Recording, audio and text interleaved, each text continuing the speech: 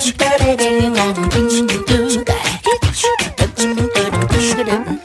murid, semua guru, semua murid, semua. Pagi dan salam sejahtera untuk kita semua. Dan syukur kita panjatkan kehadirat Tuhan Yang Maha Esa karena kita masih bisa berkumpul di tempat ini dalam sosialisasi budaya positif yang merupakan tugas saya sebagai guru penggerak. Saya ucapkan terima kasih kepada Ibu Kepala Sekolah yang sudah memberikan waktu dan kesempatan kepada saya untuk dapat berbagi praktik baik tentang budaya positif. Begitu juga dengan ibu-ibu guru sekalian, terima kasih karena sudah meluangkan waktu sehingga ibu-ibu mau untuk mendengarkan sosialisasi tentang budaya positif yang akan saya sampaikan.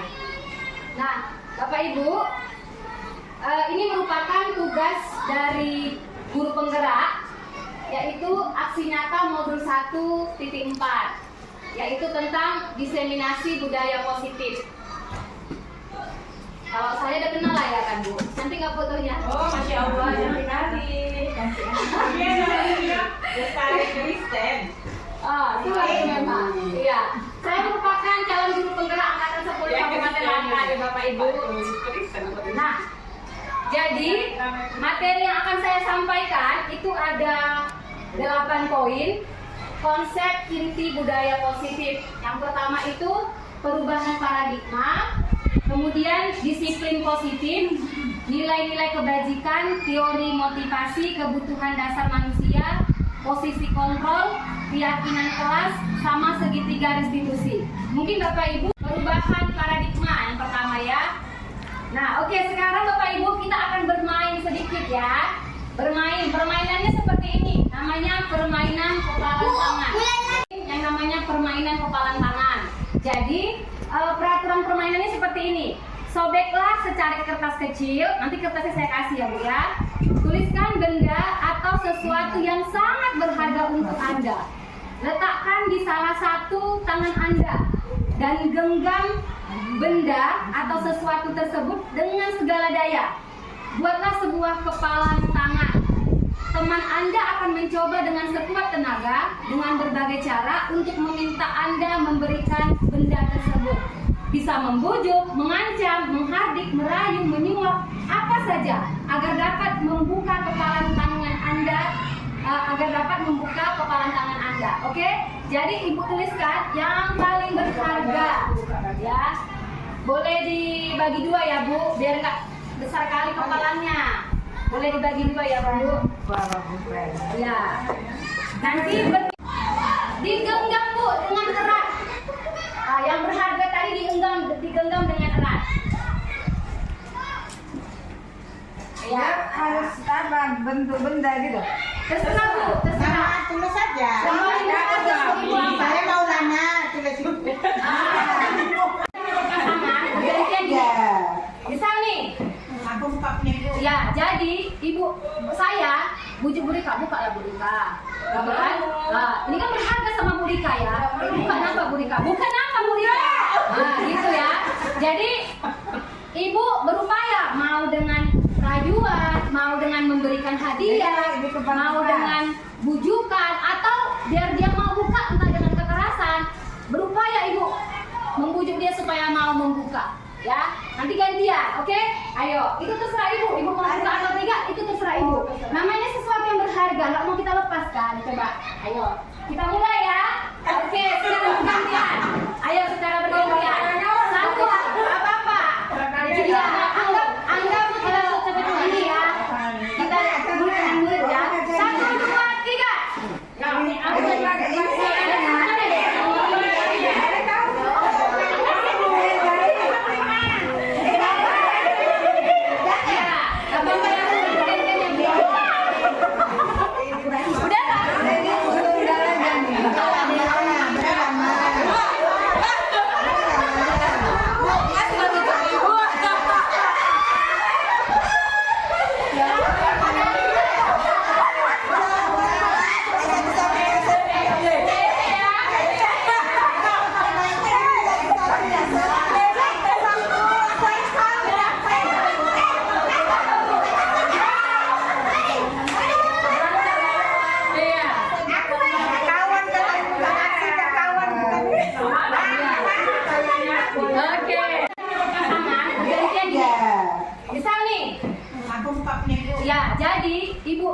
saya bujuk Bu Rika, buka lah Bu Rika. Gitu kan?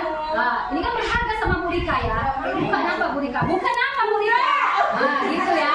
Jadi Ibu berupaya mau dengan rayuan, mau dengan memberikan hadiah, mau dengan bujukan, atau biar dia mau buka entah dengan kekerasan, berupaya Ibu membujuk dia supaya mau membuka. Ya, nanti gantian, oke? Ayo, itu terserah Ibu. Ibu mau buka atau tidak, itu terserah Ibu. Namanya sesuatu yang berharga, nggak mau kita lepaskan. Coba, ayo, kita mulai ya. Oke, sekarang bergantian. Ayo, secara bergantian. Satu, apa-apa. Jadi ya, anggap seperti ini ya. Kita murid dengan murid ya. 1, 2, 3.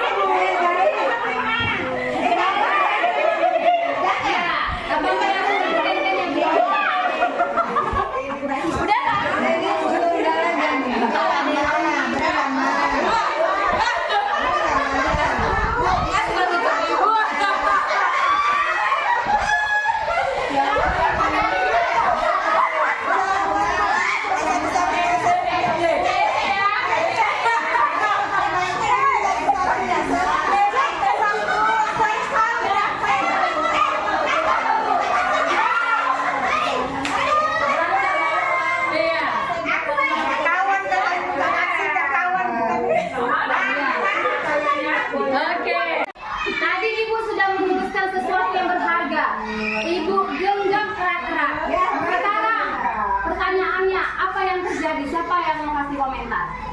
Apa yang terjadi? Misalnya, saya nggak bisa Bu, udah saya bujuk Ibu kepala sekolah, tak mau dilepasnya. Coba. Oh, gini, kalau kali Marika, udah saya bujuk, udah saya apa, saya ada 100.000. Oke, Bu Rika mau. Satu komentar lagi, ayo, satu komentar yang tetap mempertahankan. Kalau saya tadi saya beri sana, saya bujuk, saya rayun, bahkan saya bentak dan sekarang lagi kalau masih, karena itu katanya satu-satunya yang berharga buat itu. Iya, oke, terima kasih ya Bapak Ibu ya. Beda bapaknya, ya mantap ya. Jadi ini akan berhubungan lagi pembelajaran kita seterusnya, tapi nanti Bapak Ibu akan menemukan permainan tadi terhubung dengan materi kita selanjutnya. Biar nanti Bapak Ibu yang menemukan. Nah, sekarang kita lanjut. Kesimpulan apa yang dapat kita ambil dari permainan kepalan tangan? Ini dia. Namanya teori kontrol, ya Bu. Teori kontrol ini merupakan kesimpulan dari psikiater, bukan Butari. Namanya Dine-Gozen ya. Nah, apa dikatakannya? Iya, Dine-Gozen dan Dr. William Glasser. Apa dikatakannya? Selama ini kita sebagai guru merasa memiliki kuasa atau kontrol atas murid kita. Ya, Dr. William Glasser, seorang pendidik dan psikiater, meluruskan miskonsepsi ini dengan teorinya yang terkenal, yaitu teori kontrol atau bahasa Inggrisnya control theory. Kita lihat lebih dalam. Ini sama ini kita anggap itu hanya ilusi. Tahu ilusi ya? Ilusi itu hayalan kita doang. Ya, yang pertama apa ilusinya? Ilusi guru mengontrol murid. Yang kedua apa? Ilusi bahwa penguatan itu merupakan penguatan yang positif, itu merupakan efektif. Kita lihat nanti. Yang ketiga, ilusi bahwa kritik dan membuat rasa bersalah dapat menguatkan karakter seseorang. Ilusi bahwa guru memiliki hak untuk memaksa, ya itu hanya ilusi, hanya hayalan kita yang bisa kita hayal-hayalkan gitu. Tapi apa yang sebenarnya terjadi? Kita lihat ya Bu. Nah, ini dia. Yang pertama, ilusi kontrol, ilusi guru mengontrol murid. Itu seperti apa? Pada dasarnya, kita tidak dapat memaksa murid untuk berbuat sesuatu jikalau murid tersebut memilih untuk tidak melakukannya. Terbukti kan Bu? Terbukti kan? Iya, kita dipaksa pun kita nggak mau, kan? Dipaksa pun kita nggak mau. Walaupun tampaknya guru sedang mengontrol perilaku murid, hal demikian terjadi karena murid sedang mengizinkan dirinya dikontrol, seperti Bu Rika. Bu Rika disogok ulang sama Bu Nenek, mau dia. Itu berhubungan dengan kebutuhan nanti Bu. Kebutuhan manusia ada 5 kebutuhan dasarnya. Kita lihat sama-sama ya.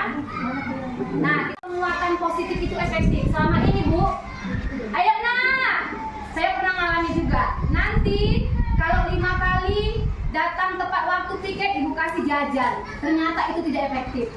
Kita jangan tersinggung di sini ya. Kita sama-sama belajar Bu. Jadi saya pun gitu Bu, masuk guru penggerak. Ketika saya mempelajari modul demi modul, ternyata saya kayak gitu, kayak dipukul dadanya, kayak ngerasa bersalah. Ih, selama ini kok salah ya rupanya ya gitu. Jadi saya di sini tujuannya nggak ada mendikte Bapak Ibu. Kita belajar hal-hal baru yang mudah-mudahan hal baru ini bisa bermanfaat untuk kita dan murid kita.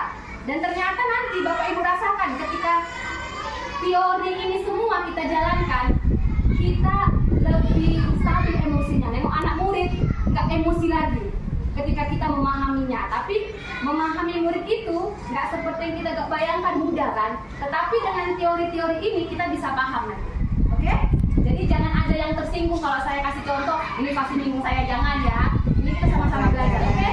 Nah, jadi penguatan positif atau rujukan dalam bentuk-bentuk kontrol yang artinya kita, kau harus mau nih dengan cara aku kasih kau uang. Segala usaha untuk mempengaruhi murid agar mengulangi suatu perilaku tertentu adalah suatu usaha untuk mengontrol murid kita.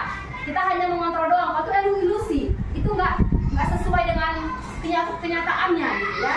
Nah, kita lanjut. Nah, kemudian kritik dan membuat rasa bersalah. Pernah nggak kita kayak gini? Ibu udah capek kali loh nak ngajari kau, 100 kali ibu ulangi, tetap aja kau bodoh. Kayak mana sih nak otakmu? Pernah nggak kita seperti itu Bu? Pernah. Inilah contohnya. Ternyata ini pun nggak efektif. Kenapa? Nanti kita lihat. Jadi sini kita nggak ada mendikte ya. Saya hanya menyampaikan secara teori ya Bu. Nanti kita sama-sama belajar. Iya, saya pun kadang gitu. Ya ampun Iji, berapa sekali lah ibu bilang, kok tetap lah bandel kali. Kau makan apa lah kau nak? Sampai gitu. Besi merasa kau makan sampai bukal-bukal otakmu ya. Lembut tapi nyakitin. Iya. Ternyata itu tidak tepat juga. Nah, kemudian apalagi? Kita memaksa orang gitu. Misal gini, kalau bahasa PR, jemur kau di lapangan sana. Itu pun tidak efektif, itu hanya ilusi ya. Nah, apalagi selanjutnya? Kita lihat disiplin positif. Jadi Bapak Ibu, nanti mudah-mudahan ya kan, memang kami guru penggerak mempelajari modul ini 2 minggu. Kalau ini kan cuma berapa jam lah ya kan. Jadi saya ngambil inti-inti dasarnya aja ya ini. Semoga ya bermanfaat untuk kita bersama ya. Nah, jadi seperti yang saya bilang, mulai dari bujukan, mulai dari penghargaan, hukuman, itu hanya ilusi Bu. Sementara aja kita bisa mengatur mereka. Saya pernah alami itu. Baru hari Senin kemarin, Bu Kara jadi pembina upacara. Karena sesuatu hal, saya di ruangan kita ngeprint, gak ikut upacara. Selesai upacara, Bu Kara langsung umumkan pakai mic, kelas 6C, jangan masuk lapangan. Saya datangin, kenapa Bu Kara? Mereka ribut. Ternyata ketika saya di lapangan, anak saya bisa tertib. Tapi ketika saya di lapangan, mereka berubah menjadi manusia yang seperti dirinya. Artinya mereka itu hanya takut ke kita. Ketika kita ada, mereka takut. Atau kayak kita juga lah. Iya, di kelas pun gitu. Kita pakai guru pengganti. Dia hanya takut sama gurunya, nggak takut sama guru lain. Kenapa itu? Karena tidak adanya disiplin positif yang dari dirinya. Jadi kita selama ini hanya kita yang ngontrol dia, ya kan? Kita yang menentukan, kau harus kayak gini, kau harus kayak gini. Kita tidak lihat apa yang dari hatinya. Padahal yang kita harapkan kesadaran diri. Nah, sekarang kita akan belajar bagaimana cara untuk membentuk kesadaran diri tadi. Itu dia, ya. Nah, kita masuk dulu ke disiplin positif. Oke. Kita pikirkan tentang kata disiplin. Peraturan, hukuman, benar nggak? Kalau nggak disiplin ada konsekuensi, betul nggak? Iya. Oke, kita ubah paradigma itu ya Bu. Kita ubah pandangan kita. Jadi dari dosen, dia seorang psikolog. Jangan kita bilang gini, alah dia kan karena nggak pernah ngadepi anak-anak. Dulu pun saya kayak gitu suka ngomong. Tapi ternyata gini, kita kan perlu belajar. Mana tahu dengan usaha yang sudah kita buat berubah anak tadi. Namanya mencoba hal-hal baru, ya kan? Apa dikatakan Gozen dalam bukunya Restoring School Discipline. Dia mengatakan bahwa disiplin itu sebenarnya artinya belajar ya. Lebih lanjut dan menyatakan bahwa disiplinnya itu belajar untuk mengontrol diri agar dapat mencapai tujuan mulia atau nilai-nilai kebajikan. Nah, gitu. Bukan karena disiplin dipaksa guru, karena takut ancaman, takut disuruh keliling lapangan. Bukan itu yang diharapkan. Kalau disiplin yang itu yang diharapkan dari murid, dia hanya takutnya sementara. Kayak saya bilang tadi ya. Tertib anak murid saya kalau saya baris di lapangan. Kalau nggak baris, berubah dia jadi orang gitu ya. Jadi hantu kalau kita bilang. Nah, kita lanjut ya kamu. Oke. Namun dalam budaya kita, makna kata disiplin itu identik dengan tata tertib, teratur, kepatuhan pada peraturan. Nah, kecenderungan umum adalah menghubungkan kata disiplin dengan ketidaknyamanan dan bahkan hukuman. Oke, kita lanjut. Mungkin masih bingung. Saya pun pertama baca modul, apa sih tujuannya ini gitu. Sampai saya juga ikut belajar dari PMM gitu kan, menghubung-hubungkan teori tadi. Oke, kita lanjut. Tujuan disiplin positif. Nah, kita harus tahu dulu ya Bu, apa tujuan dari disiplin positif. Tadi kita sudah belajar tentang disiplin itu apa. Sekarang tujuan disiplin positif, menciptakan individu-individu yang bertanggung jawab terhadap apa yang dilakukannya, karena mendasarkan tindakannya pada nilai-nilai kebajikan atau nilai-nilai yang mereka hargai. Itu ada motivasi intrinsik, bukan karena takut hukuman atau karena ingin mendapatkan pujian. Nah, jadi kita menanamkan disiplin positif bukan karena supaya anak-anak itu takut sama kita, gitu kan? Atau dia supaya bagus, tapi cara kita salah gitu. Motivasi yang kita berikan salah. Nah, kau harus rajin mengerjakan PR biar juara kau. Nah, kamu datang tepat waktu, kalau enggak ibu hukum kau keliling lapangan. Enggak itu yang diharapkan dari disiplin positif ini, tapi ada motivasi dari dirinya. Dia tahu bahwasannya kalau saya datang tepat waktu, saya bisa mendapat pelajaran dengan lebih baik. Kalau saya tidak mengerjakan PR, saya akan seperti ini. Itu yang diharapkan. Jadi anak itu paham disiplin yang dia ada pada dirinya itu memang berasal dari diri sendiri dan tahu dia manfaatnya apa untuk dirinya. Kayak kita lah ya kan, kayak kita semua ya, kita punya pimpinan ya, jadi banyak motivasi kita umpamanya saya datang ke sekolah tepat waktu karena takut sama kepala sekolah, ada yang kayak gitu. Saya datang ke sekolah hanya untuk mendapatkan pujian dari rekan-rekan, atau motivasi kita saya datang ke sekolah karena saya punya tanggung jawab, saya takut sama yang kuasa, saya berkeyakinan orang yang bekerja dengan sungguh-sungguh maka nanti anaknya pun kelak baik rezekinya. Nah, itu pun namanya keyakinan kita. Jadi murid kita pun seperti itu, jangan karena hanya takut, tapi dia yakin, oh aku datang ke sekolah supaya gini, aku berbuat baik supaya gini, ya kan? Tapi itu nggak instan. Tugas kita sebagai seorang guru menuntun dia, bukan menuntut. Nah, beda menuntut. Kalau menuntut kita merasa dia itu hanya seperti secari kertas yang kosong. Suka hati saya mau melukis seperti apa, kau harus tidak baik.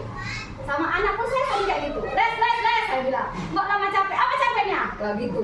Kadang gitu kita kan, gitu. Nah, kita lanjut ya. Nanti lama kali siapnya. Oke. Lanjut nilai-nilai kebajikan. Apa itu nilai-nilai kebajikan? Nah, nilai-nilai kebajikan adalah nilai-nilai positif yang merupakan tujuan mulia yang ingin dicapai setiap individu, di mana nilai-nilai tersebut bersifat universal, disepakati bersama, lepas dari suku bangsa, agama, bahasa maupun latar belakang. Nilai-nilai kebajikan merupakan fondasi atau dasar manusia dalam berperilaku. Kira-kira apa contohnya nih? Nilai-nilai kebajikan ini Bapak Ibu. Apa yang Bapak yakini, tetapi gini, kita kan di Indonesia. Yang Bapak yakini itu juga berlaku di Amerika. Contoh, menghargai orang lain. Benar nggak? Setiap agama, setiap suku, setiap setiap negara itu mengakui bahwa menghargai orang lain adalah nilai yang baik. Benar nggak? Iya, mau agama apapun itu. Itulah maksudnya nilai-nilai universal. Gitu. Paham Bapak Ibu? Nah, kita lanjutkan lagi ya. Kaitkan nilai kebajikan dengan disiplin positif. Apa kaitannya? Oke. Dengan adanya nilai-nilai kebajikan, maka diharapkan motivasi intrinsik seorang akan terbangun sehingga setiap tingkah lakunya didasari motivasi dari dalam diri. Tujuan dari disiplin positif adalah mendasarkan tindakan pada nilai-nilai kebajikan sehingga pada saat seseorang murid melakukan disiplin positif bukan karena hukuman atau hadiah, melainkan karena motivasi dari diri. Jadi kita hubungkan yang tadi, kalau kita punya empati dengan orang, apa gunanya nak? Jadi kita ajarkan dia tetap berempati. Nanti ada contohnya Bu. Contoh nyata ketika anak murid berantem, bagaimana kita menghadapinya? Ya, oke kita lanjut. Nah, jadi Bu, di setiap negara itu kan beda-beda tujuan pendidikannya. Kalau di Indonesia mencapai pendidikan yang berkarakter melalui 6 profil pelajar Pancasila, ya. Menjadinya kan ganti, jadi ganti itu ya. Pelajar Indonesia yang akan kita tuntun anak-anak tadi menjadi profil pelajar Pancasila. Kita tuntun ya Bu, bukan kita tuntun. Oke, kita lanjut. Sekarang teori motivasi. Oke, nah Bu, ada 3 motivasi perilaku manusia. Udah saya bilang tadi itu yang contoh kita jadi guru. Yang pertama apa? Menghindari hukuman. Oh, murid datang tepat waktu supaya nggak dihukum. Apalagi motivasi orang. Perilaku mendapatkan pujian. Aku kerjakan PR ini biar dipuji Bukari misalnya. Atau kayak kita tadi, datang aku cepat-cepat biar dipuji sama atasan. Baru dulu kalau kepala sekolah kita killer kali ya kan. Aku teori itu dengan 2 itu udah paham kita. Sekarang teori menghargai diri sendiri. Yang tadi saya bilang, saya datang tepat waktu karena memang sudah tanggung jawab saya. Saya malu kalau malas-malas ngajar. Itu misalnya. Jadi motivasinya yang mana yang kita harapkan dari murid kita? Yang pertama, kedua, apa ketiga? Ketiga. Iya. Jadi dia itu berperilaku karena memang dia menghargai dirinya sendiri. Oke? Oke, kita lanjut. Oke, sekarang reward and punishment. Reward bahasa Inggris artinya penghargaan. Ya, punishment artinya hukuman. Kita lihat. Saya pun Bu, bukan inilah ya, bukan munafik ya. Saya pun sering yang melakukan ini. Saya kasih reward, saya kasih penghargaan, saya kasih main kuis. Nah, dapat uang jajan. Saya bilang kan, saya kasih hukuman kalau misalnya nggak siap PR. Tetapi itu nggak efektif. Nanti ada cara, kita lihat sama-sama. Dan memang cara ini pun menenangkan batin loh Bu, menenangkan hati gitu. Kita pun nggak emosi-emosian gitu ya, bisa lihat ya. Oke, dihukum oleh penghargaan. Udah tadi tuh ya, misalnya penghargaan dan hukuman ternyata sama aja. Samanya apa? Sama-sama meminta atau membujuk seseorang untuk melakukan sesuatu. Motivasinya itu berasal dari luar, ya, dan menciptakan ketergantungan. Artinya apa? Ketika kita kendor memuji dia pun kendor lah belajarnya. Benar nggak Bu? Ketika hukuman tadi pun udah capek, aku mampus lah ke situ, makin dia hancur juga. Iya kan Bu? Kadang kita lelah dia itu gitu ya kan? Nah, kemudian kita lanjut. Apa dampaknya? Apa dampak dari penghargaan, hadiah dan pujian? Yang pertama, pengaruhnya hanya jangka pendek, ya kan? Pas kita kasih dia jajan, belajar dia, kerjakan PR-nya. Ya apalagi, dan tidak efektif. Hanya efektif dalam waktu singkat dan terus menerus mengharapkan penghargaan. Nah, habis itu penghargaan juga merusak hubungan. Saya alami nih Bu, menciptakan rasa iri. Saya alami di kelas saya langsung. Saci, mamanya Nesia, bukan hanya muridnya yang berantem, mamanya pun berantem gara-gara ranking. Hening saya. Terus kalau hukuman, penghargaan menghukum, rasa kecewa seperti mendapatkan hukuman itu sendiri. Terkadang anak-anak suka kita dikte, kamu yang bandel, kita bilang. Padahal dia mungkin pada saat itu berbuat baik. Pasti dia merasa tertekan kan, mungkin dendam sama kita, sama gurunya. Dia jadi nggak suka sekolah. nggak suka, nggak senang dia sekolah. Karena kita cap biasanya emang dia bandel. Padahal mungkin pada saatnya baik, cuman kawannya itu bersilat lidah. Udah, tahu ya siapa kau? Kau. Karena saya gitu juga bu, itu kita cara cari instan gitu kan, biar cepat selesai masalah. Udah itu. Kau. Udah, minta maaf. Dia minta maaf, tapi dia berontak. Dalam hatinya mungkin aku nggak mau lagi sekolah, gitu orang ngomong gitu. Mungkin gitu ya kan. Ada cara nanti, kayak mana caranya? Saya pun apa yang masuk modul ini? Menghargai, kasih penghargaan nggak bisa, kasih hukuman nggak bisa. Saya gitu pertama. Apa yang maksudnya nih? Saya pelajari. Oh gini rupanya. Oke, kita bahas lagi ya. Saya terlalu bersemangat ya bu. Apresiasi pengakuan. Jadi tadi nggak bisa dihukum, nggak bisa dikasih penghargaan. Jadi kayak mana? Dibiarin aja. Salah satu tips. Nanti tips berikutnya lebih mantap. Tipsnya apa? Berikan apresiasi pengakuan, tapi ada syaratnya. Secara khusus dan pribadi. Yang pertama. Yang kedua, fokus kepada proses, bukan hasil. Contoh, dia sudah mengerjakan keterampilannya, hasilnya jelek, dihargai bu, tapi nggak mesti, depan dikali nak, nggak apa-apa nak, kamu udah bagus. Tadi bu tengok pun ngerjakannya semangat. Kalau hasilnya seperti ini, nggak apa-apa, nanti bisa belajar lagi, gitu. Tapi kalau memang terlalu berlebih-lebihan pun kita muji padahal jelek, nggak boleh juga nggak boleh ya. Atau kita langsung bilang jelek-jelek punyamu, nggak boleh juga ya. Tapi nggak ada lagu yang jelek-jelek punyamu, cuma terkadang kita terlalu lupa memujinya, ada juga ya kan. Nah habis itu berikan kepada semua murid ya nak, berikan kepada nak pula ya bu. Nah apa itu contohnya? Terima kasih ya Yasin sudah mau peduli mengutip sampah yang berserakan tanpa disuruh. Beda ya? Beda kan? Nak? Jadi kita lihat anak-anak tanpa kita suruh, tengok ada sampah kutipnya, itu kita puji. Nah, kebutuhan dasar manusia. Coba, Bapak Ibu, ada 5 kebutuhan dasar kita. Apa kira-kira? Bertahan hidup. Iya, bertahan hidup. Lanjut apa lagi? Apa lagi?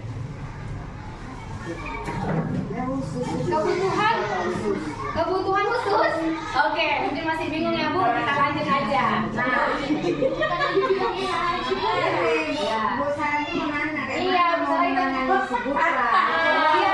itu pertanyaan. Nanti kita jawab sama-sama ya, enggak ya? Kadang kita gini, melanggar peraturan sama dengan nakal. Pernah nggak kita berpikir seperti itu? Kita anggap, ya kita anggap kau melanggar peraturan. Dalam hati kita anak bandel, anak nakal, anak ini. Kita lihat, kita lanjut ya. Nah, jadi latar belakang seluruh tindakan manusia bu, seluruh tindakan manusia itu memiliki tujuan tertentu. Semua yang kita lakukan adalah usaha terbaik kita untuk mendapatkan apa yang kita inginkan. Ketika kita mendapatkan apa yang kita inginkan, sebetulnya saat itu kita sedang memenuhi satu atau lebih dari kebutuhan dasar kita. Itu dulu ya. Nah, nanti saya inikan. Apa kebutuhan dasar manusia 5? Yang pertama, penguasaan. Coba kita merenung. Ada nggak di dalam diri kita penguasaan? Laki kita kalau nggak dengar kata-kata kita pengen kita gerau aja, betul nggak? Malah kita, ya kan? Tuh. Kemudian kasih sayang dan rasa diterima. Jadi anak-anak atau kita lah misalnya, kita juga butuh perhatian, ya kan? Anak pun seperti itu. Apalagi kebutuhan dasar manusia, bertahan hidup. Apalagi kesenangan, apalagi kebebasan. Inilah 5 dasar kebutuhan dasar manusia. Nah, untuk apa yang kita pelajari? Tenang. Ya. Oke, udah paham lah ya kalau kebutuhan bertahan hidup mulai dari rumah, tempat tinggal, pakaian, makanan. Nah, kemudian apa lagi kalau kasih sayang? Udah paham juga ya seperti yang saya tadi bilang ya Bu, kalau berteman diterima di kelompoknya, dihargai temannya, tidak dibully. Nah, apa lagi? Nah, penguasaan. Seperti yang saya bilang tadi, pengen berprestasi, ya kan? Terus pengen didengar, memiliki rasa harga diri, itu penguasaan. Apalagi kebutuhan kebebasan, ya. Apa contohnya kebutuhan kebebasan itu? Misalnya anak-anak tadi kita suruh A, sementara dia nggak suka, itu kan hak dia, bebas dia memilih, kan gitu kan? Nah, apalagi ya? Nah, oke. Inilah dia masuk dia posisi kontrol restitusi. Oke, coba Bapak Ibu, pernah nggak kita berpikir seperti ini? Ya, jadi ada berantem dua anak. Kita tanya, kenapa kalian berantem? Iya Bu, si Yuli rebut makanan saya bilang. Kenapa Yuli rebut? Iya Bu, pelit sekali dia. Nah, kita nangkap Yuli. Kau suka hati makan makanan orang, kau suka hati. Kita harus yang pertama. Saya keberatan karena makanan saya diambil. Itu kebutuhan dasar apa? Kebutuhan dasar ingin dihargai kan? Penguasa, iya kan? Ingin dihargai. Tapi Yuli tadi merebut makanan kebutuhan apa? Dia mungkin lapar. Jadi harus kita pahami Bu. Itu pertama yang harus kita lakukan. Jadi ketika murid kita melakukan sesuatu hal, kita harus hubungkan dengan 5 kebutuhan dasarnya. Atau misal gini, kita kasih tugas, tapi karena kita sibuk PMM, kita pun nggak nengokin murid, sibuk juga mengerjakan di kelas. Gitu ribut dia, Iji, aku si Iji sedih marahin, Iji, kasih mana dia di situ ya? Kadang kita nggak paham, mungkin dia bosan Bu. Kita harus lihat kebutuhannya, dia bosan, dia pengen senang-senang. Karena apa? Karena manusia kebutuhan dasarnya adalah kesenangan. Nah, itu. Atau misalnya murid kelas 1 main bola dia. Ayo kelas 1 lah, kelas 1 belum ya. Kelas 6 lah kita bilang main bola. Jebol lah dari sana. Langsung kita ngomong, oh berarti kau. Ada 5 posisi kontrol. Yang pertama penghukum, 2 membuat rasa bersalah, 3 menjadi teman, 4 pemantau, 5 manajer. Ada 5. Kita yang mana di sini? Kita penghukum, membuat rasa bersalah, kita jadi teman dia, kita jadi pemantaunya, atau kita jadi manajernya. Kita lihat di mana posisi kita yang sering ya. Saya juga luar biasa lah saya memang. Iya, yang mana kita? Saya memang luar biasa juga menjaga sama anak-anak rupanya sama ini saya pikir. Ya Bu, ini penghukum. Kita sebagai penghukum, kayak mana itu? Nada suara tinggi, bahasa tubuh, mata melotot, jari menunjuk-nunjuk, menghardik. Orang-orang yang menjalankan posisi penghukum biasa menggunakan hukuman fisik juga mengancam. Contoh, patuhi aturan saya atau awas, kamu selalu saja salah, selalu yang terakhir selesai. Maksudnya kau aja yang terakhir selesai. Jadi dengan ucapan itu juga bully, itu juga sudah menghukum anak. Coba kita bayangkan bagaimana perasaan anak jika kita melakukan hal ini. Ya, karena semua manusia berbeda Bu. Ada yang IQ-nya cepat, ada yang lambat. Kita langsung bilang, ini kamu aja pulang sekarang pakai siap. Mau pulang ibu, cacat. Dengar kan? Misalnya kan berubah 1. Pada posisi ini biasanya guru akan bersuara lebih lembut, seperti yang saya tadi bilang tadi ya. Membuat rasa bersalah akan membuat orang lain merasa tidak nyaman, bersalah atau rendah diri. Kata-kata yang keluar dengan lembut seperti, ibu sangat kecewa sekali dengan kamu. Berapa kali Bapak harus beritahu kamu ya? Itu besar ya. Berapa kali Bapak harus beritahu kamu ya? Salah saya. Gimana coba kalau orang tua kamu tahu kamu berbuat begini? Ibu rasa itu dia akan jerak? Enggak. Pasti dia merasa rendah diri dia kan? Kalau dengan suara lembut, Lembut. Iya, menyakitkan. Iya. Ya, menyakitkan. Oh, anak, berapa ratus kali lah ibu ngajari kau, ngerti lah, kau bodoh kali lah, kau nak makan apa lah kau. Gitu kan pula ya kan. Dulu saya zaman Dimas kayak gitu. Boleh Dimas, bagaimana lagi nih ibu bilang kau itu dulu bang, kalau yang sudah salah ya.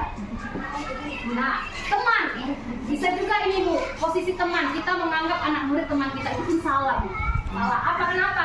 Teman, nada teman itu teman nada suara seperti ini, ramah, akrab, bercanda, bahasa tubuhnya merapat pada murid ya. Guru pada posisi ini tidak akan menyakiti murid, namun akan tetap berupaya mengontrol murid melalui persuasif. Jadi hanya ajakan-ajakan gitu aja, kalimat persuasif. Nah, contoh, ayo bantulah demi Bapak ya. Ayo ingat tidak bantuan Bapak selama ini. Nah, ya sudahlah, kali ini tidak apa-apa, nanti Ibu bantu bereskan. Misal, Bu, saya Bu lupa Bu ngerjakan PR. Ya udah nggak apa-apa, lain kali kerjakan ya nak. Sering nggak kita kayak gitu? Itu pun kurang tepat. Kurang tepat. Atau Bu saya datang telat Bu, maaf ya Bu. Ya udah nggak apa-apa, masuklah masuk.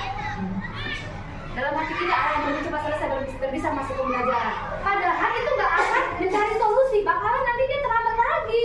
Dan hanya gitu aja. Pemantau. Posisi guru sebagai pemantau kayak mana contohnya? Posisi pemantau, nada suara datar, bahasa tubuh yang formal, berdasarkan pada peraturan-peraturan dan konsekuensi agar seseorang yang menjalankan posisi pemantau. Pertanyaan yang diajukan seorang pemantau, peraturannya apa? Apa yang telah kamu lakukan? Sanksi atau konsekuensinya apa? Contoh, pemantau ini gini, kita beli tiket. Udah jam berapa ini? Jam 8 Bu. Jam 8 rupanya masuk? Enggak Bu, setengah 8. Oh iya, jadi kalau terlambat apa konsekuensinya? Lari keliling lapangan Pak. Bu, udah lakukan. Itu pemantau. Ya, ternyata pun itu tidak tepat. Apa yang tepat? Kita lihat. Manajer. Jadi guru itu jadi manajer loh Bu. Nggak perusahaan aja yang manajer. Kita pun jadi manajer. Ya. Apa manajer itu? Ini mungkin udah kita jalani juga, tapi nggak sepenuhnya gitu ya.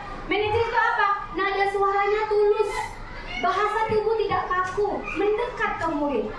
Guru berbuat sesuatu bersama dengan murid, mempersilahkan murid mempertanggungjawabkan perilakunya, mendukung murid agar dapat menemukan solusi atau permasalahannya. Seorang manajer akan berkata, apa yang kita yakini? Apakah kamu meyakininya? Apa rencana kamu untuk memperbaiki hal ini? Ini rasa kurang paham masih ya, ada contoh nanti. Bisa? Jadi coba kita merenung di mana keseringnya jadi posisi kontra guru tadi ya. Semua ya, iya semua memang. Semua. Kadang kalau mood kita baik ya. Tapi kalau lagi berantem kalau banyak dan apa? Berantem. Aduh, diam. Tipe yang kerjaan ya. Kadang gitu kita. Tapi pas kita nggak banyak kerjaan, itu aku juga. Baca modulnya aja rasanya, iya ya, gitu ya. Oke, sekarang waktunya kuis. Biar kita nggak terlalu capek kali otaknya ya. Kuisnya gini. Nah, di sini ada 5 tindakan guru. Bapak Ibu akan saya suruh memilih antara hukuman sama konsekuensi. Dari pemaparan materi tadi udah tahu ya, yang mana hukuman mana konsekuensi. Kalau salah nggak apa-apa ya Bu. Yang pertama, mencatat 100 kali di dalam buku. Di buku dengan kalimat saya tidak akan terlambat lagi karena terlambat ke sekolah. Maksudnya dia mencatat di buku saya tidak akan terlambat. Ditulisnya 100 kali. Hukuman, iya itu hukuman. Kenapa hukuman?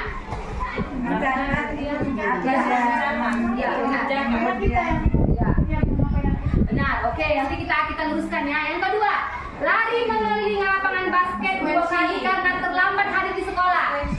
Ayo, lari mengelilingi lapangan basket 2 kali karena terlambat hadir di sekolah. Ada yang bilang konsekuensi, ada yang bilang hukuman. Kita samakan ya, ini namanya hukuman. Nah, oke, menggantikan kertas tugas teman yang telah dicoret-coret. Paten, angkat ya. Yang keempat, murid diminta untuk push up 500 kali karena tidak hukuman. Membersihkan tumpahan air di meja tulis karena tersenggol pada saat belajar. Nah, ada yang bisa menyimpulkan apa rupanya perbedaan antara hukuman sama konsekuensi? Mirip tapi tidak sama. Hukuman itu terlalu berat lah. Oke, ada lagi apa lain? Makasih Bu Neng. Ada sebab itu yang mana Bu? Sebab akibat. Sebab karena dia melakukan pelanggaran. Hukuman atau konsekuensi? Hukuman. Oke. Akibat itu konsekuensi. Akibatnya dia melakukan penggantian dengan ini. Oke. Ada lagi pendapat lain? Kasih Bu Karla. Kalau hukuman itu sesuatu kesalahan yang dibuatnya. Ya. Nah, jadi dihukum. Kalau konsekuensi kesadaran dia karena telah berbuat kesalahan salah, kesadarannya untuk melakukan perbaikan gitu. Oke, terima kasih Bu Darina udah mulai dapet ya. Nah, jadi gini Bu, saya jelaskan sedikit ya kesimpulannya. Kalau hukuman itu Bu tidak korelasi itu ngerti apa ya? Apa namanya ya? Berhubungan. Tidak korelasi ya, tidak berhubungan antara yang dilakukannya sama konsekuensinya, sama hukumannya. Misal dia numpahkan air misalnya kan, tapi kita suruh berdiri di depan, padahal nggak nyambung, itulah kalau hukuman. Atau dia nggak ngerjakan PR, tapi kita suruh bersihkan toilet, korelasi nggak nyambung nggak nyambung. Tapi kalau konsekuensi dia tidak mengerjakan PR, jadi kita bilang, nah, ayo kerjakan dulu PR-mu di ruangan guru. Kalau udah selesai kamu datang ke kelas untuk belajar sama ibu. Itu ada hubungannya, ada korelasinya. Itu adalah konsekuensi. Dan bisa dibedakan ya Bu? Nah, oke. Jadi kita di mana ini yang sering? Tapi saya yakin kalau udah satu, nah, jarang lah hukuman. Kita keyakinan kelas ya Bu. Nah, apa itu keyakinan kelas? Keyakinan kelas itu bukan peraturan kelas Bu. Ya, keyakinan kelas bedakan dengan peraturan kelas. Mengapa keyakinan kelas? Mengapa tidak peraturan kelas saja?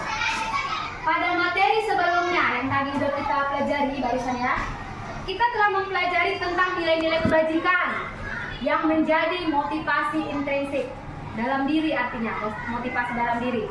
Seseorang menjadi tergerak dan bersemangat untuk menjalankan sesuatu yang diyakininya, bukan hanya sekedar mengikuti peraturan tertulis tanpa makna.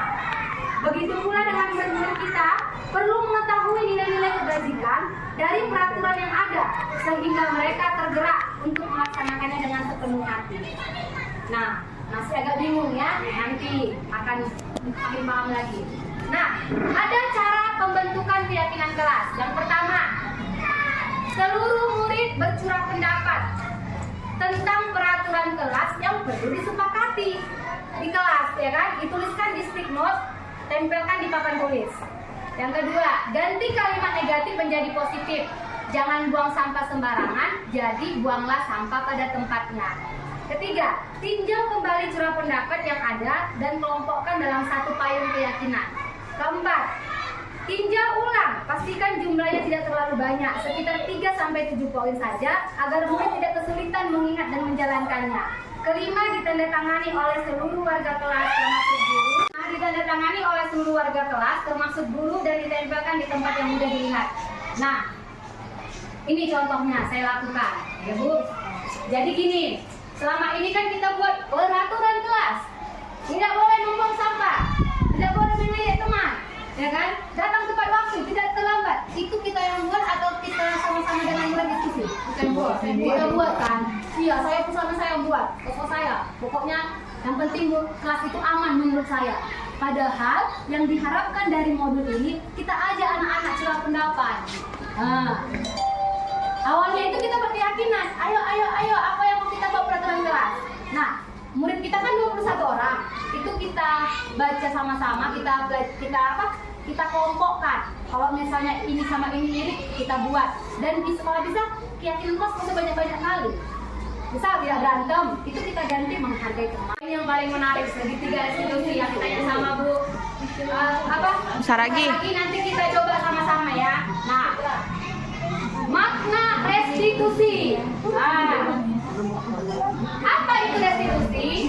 Restitusi adalah proses menciptakan kondisi bagi murid untuk memperbaiki kesalahan mereka, ya, sehingga mereka bisa kembali pada kelompok mereka dengan karakter yang lebih kuat. Restitusi juga merupakan proses kolaboratif untuk mengajarkan murid mencari solusi untuk masalah mereka dan membantu murid berpikir tentang orang seperti apa yang mereka ingin menjadi dirinya, gitu ya. Dan bagaimana mereka harus memperlakukan orang lain. Itu yang namanya restitusi. Oke, kita lihat. Apa ciri-ciri restitusi? Kita mau menjadi guru seperti ini Bu. Apa ciri-cirinya? Yang pertama, bukan menebus kesalahan, namun untuk belajar dari kesalahan. Yang kedua, memperbaiki hubungan. Yang ketiga, tawaran, bukan paksaan. Keempat, restitusi mencari kebutuhan dasar yang mendasari tindakan. Yang kelima, restitusi fokus pada solusi. Kita lihat.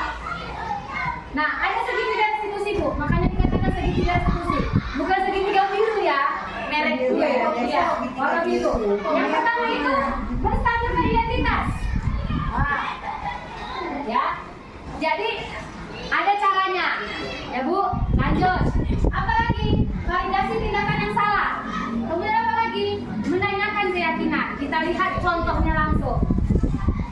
Nah, ini Bu, videonya ya Bu. Bentar ya, ada lama ya Pak. Ini ada video saya melakukan segitiga restitusi kepada murid yang bermasalah. Ya, kita lihat ya Bu ya. Kita lihat ya.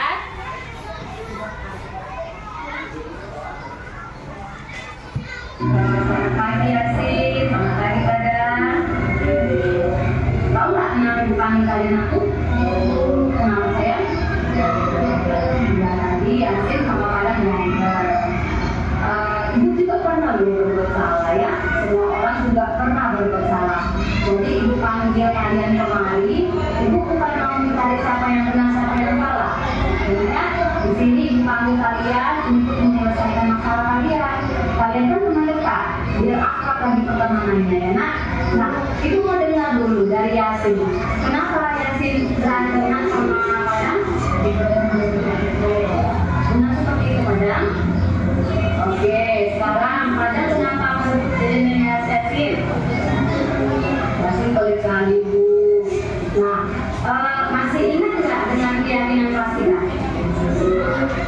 Coba Padang, apa yang abang ingat aku? Menjaga kebersihan kelas. Oke ya, masih ingat anak lain? Apa benar? Menyayangi teman, ya benar sekali. Jadi keyakinan kelas yang kedua yang disebutkan tadi, menyayangi teman. Apakah tadi Yasin sudah menyayangi teman dengan perbuatannya kepada Padang? Belum. Ada bagaimana? Belum. Nah, jadi seharusnya pada siapa yang harus Padang lakukan aku?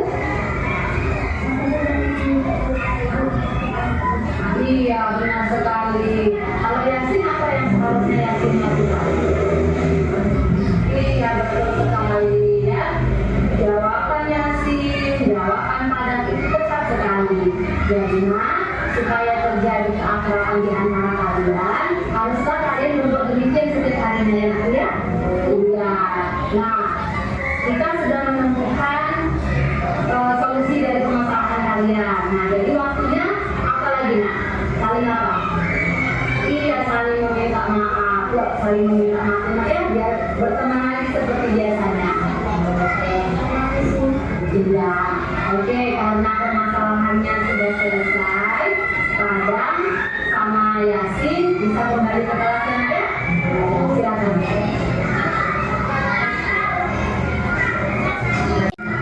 Mulai saya tidak membutuhkan saya, dan mulai saya membantu saya untuk menyelesaikan masalah dengan Padang.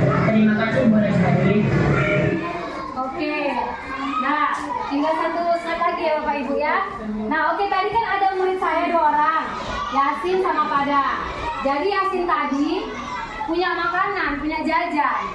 Tiba-tiba si Padang langsung ngebut. Terakhir mereka berantem ceritanya. Nah, jadi saya panggil kedua anak murid tadi. Langkah yang pertama saya lakukan gini Bapak Ibu. Yang pertama kita katanya itu kembalikan validasi diri.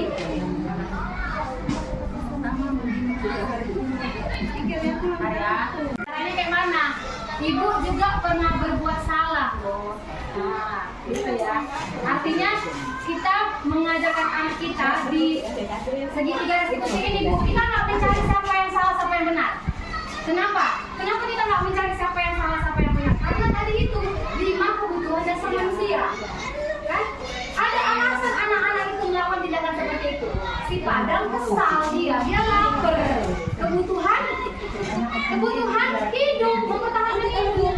Yasin tadi penguasaan diri ini punya bapak rebut. Nah, jadi mereka berdua itu nggak ada yang salah, nggak ada yang benar. Jadi di sini kita bukan mencari siapa yang benar, siapa yang salah, tapi kita ingin mereka itu berubah ke arah yang lebih baik.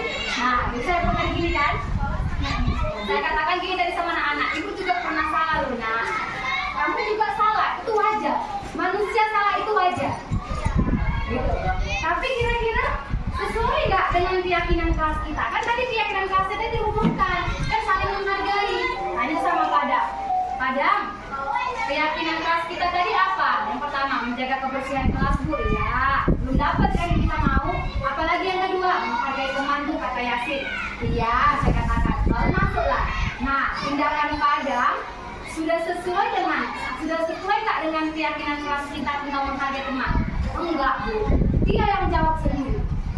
Enggak, Bu. Oh iya. Jadi, kalau Yasin sesuai nggak? Tidak juga, Bu. Nah, apalah yang seharusnya pada lakukan? Seharusnya, Bu, saya meminta baik-baik. Temu masalahnya. Bukan biasanya kita kayak gini, kau harusnya minta baik-baik, jangan rebut, kita gitu kan? Benar nggak? Kita nggak itu yang diharapkan di segitiga restitusi. Jangan kita yang mencari solusinya, anak-anak yang menemukan. Karena itu dari hatinya, dari motivasi internalnya dirinya. Jangan kita bilang kau seharusnya kadang minta baik, kotor diri, gak minta bagus-bagus, jangan ngerebut. Terus Yasin kita tanya lagi, Yasin, kamu sesuai nggak dengan keyakinan kelas kita? Saya mau berbagi. Gitu, ketemu. Nah, setelah itu apa lagi, Nak? Kalian sudah tahu solusinya seperti apa. Hubungan kalian juga sudah baik. Kira-kira apa lagi yang harus kamu lakukan? Kalau mereka bingung, satu, Bu, kita coba ya, temukan ya. Memang gini, Bu, membuat sesuatu itu tidak mudah. Nggak seperti perubahan itu, nggak seperti membalikkan telapak tangan, enggak memang, enggak. Dan kita gini, kalau kayak gitu aja aku terus siap aku ngajar, itu kadang pemikiran kita kali. Padahal murid yang tadi 2 orang itu kan juga murid kita. Kita anggap udahlah itu, udah coba pembelajaran. Tapi mereka apa selesai masalahnya? Enggak kan, Bu? Enggak kan, Bu? Padahal mereka punya hak yang sama di situ. Gitu. Jadi artinya kalau kelas 1, saya pernah nengok video gini, anak TK ini. Anak TK tadi nyorek-nyorek dinding. Datanglah gurunya, dibuat perbandingan. Kata gurunya, kau nyorek-nyorek dinding, hukumannya nggak bisa kau keluar. Anaknya diam, nangis, dia nangis. Apa yang dirasakan oleh murid? Dijawab, mungkin rasa kecewa, mungkin rasa takut, mungkin dia besok nggak mau lagi ke sekolah dibandingkan sama guru yang lain. Ini dulu, Nak, kenapa dicoret-coret saya? Anak TK kan jujur, saya suka Bu nyorek-nyorek. Ingat kebutuhan dasar orang manusia, kesenangan. Kita pahami. Oh, dia butuh kesenangan ternyata. Tapi bukan kita biarin. Nah, Ibu paham. Kamu itu pengen kita belajar pelan-pelan, sedikit demi sedikit. Kalau nanti silap kita ngasih hukuman, oh iya ya, kebutuhan dasar ingat. Oh, dia melakukan, misalnya anak terlambat, tanya dulu, jangan langsung terlambat aja, apa kerjamu? Panggil dulu. Kenapa terlambat, Nak? Iya, Bu, tadi saya bantu Mama di rumah. Ingat, oh kebutuhan dasar, bantu Mama jualan di rumah, gelontok. Oh kebutuhan. Iya, main HP bisa. Kenapa terlambat? Saya main HP, Bu. Film HP. Oh, ke HP itu kesenangan bagi dia. Tapi tanya, oh iya, Nak, itu paham. Ibu pun kadang mau loh main HP sampai malam, sampai pusing kepala Ibu. Tapi, gitu kan? Tanya lagi. Kira-kira kalau kamu main HP aja, apa dampaknya untuk kamu? Bagaimana cara mengatasinya? Iya ya, Bu, saya nanti matikan handphone saya Bu jam 10 malam. Jangan kita juga. Makanya, Nak, kalau udah 10 malam tidur, matikan HP-mu. Jangan gitu. Itu harapannya. Anak itu Harus anak. Yes, seperti dia sendiri. Kita pertama kita harus kembalikan diri ke anak. Jangan pernah memojokkan anak. Tadi kan Yasin bilang kan, Bu, saya senang permasalahan saya sudah selesai. Bu Lestari tidak memojokkan saya, malah Bu Lestari membantu mencari solusi, bukan memecahkan masalah ya. Jadi selama ini kita udah kalian salah, Nak, dan minta maaf. Iya. Udah paham ya segitiga diskusi ya? Udah sama-sama kita ya. Nah, oke. Biar memenuhi tugas ya guys, entar ya. Oke Bapak Ibu, kita masuk ke slide yang terakhir yaitu penutup. Ada sedikit kata-kata dari saya. Perubahan itu menyulitkan. Ia menyebabkan orang merasa resah, bingung, bahkan marah. Kebanyakan orang menginginkan rutinitas seperti biasa karena mereka tidak ingin hidup yang sulit. Mereka ingin hidup yang mudah. Perubahan butuh keberanian. Dan hanya orang-orang yang rela bersusah payah untuk merubah. Dan yang layak disebut sang pemberani. Ayo. Jadi kita semua sang pemberani dan kita harus mencoba apa segitiga Restitusi. Oke, salam gini dulu lah. Salam segitiga restitusi. Ulang ya, hebat ya. Kalau saya katakan salam segitiga restitusi. Ulangi ya. 1, 2, 3 ya. Salam segitiga restitusi. Ulangi. Restitusi. Dah? Ini, saya bilang budaya disiplin positif, ibu jawabnya segitiga restitusi, gitu ya? Oke. Budaya positif, segitiga restitusi. Oke. Sosialisasi budaya positif oleh Bu Lestari menanamkan wawasan saya. Sekarang saya paham cara menanamkan budaya positif kepada murid dengan segitiga restitusi. Terima kasih Bu Lestari.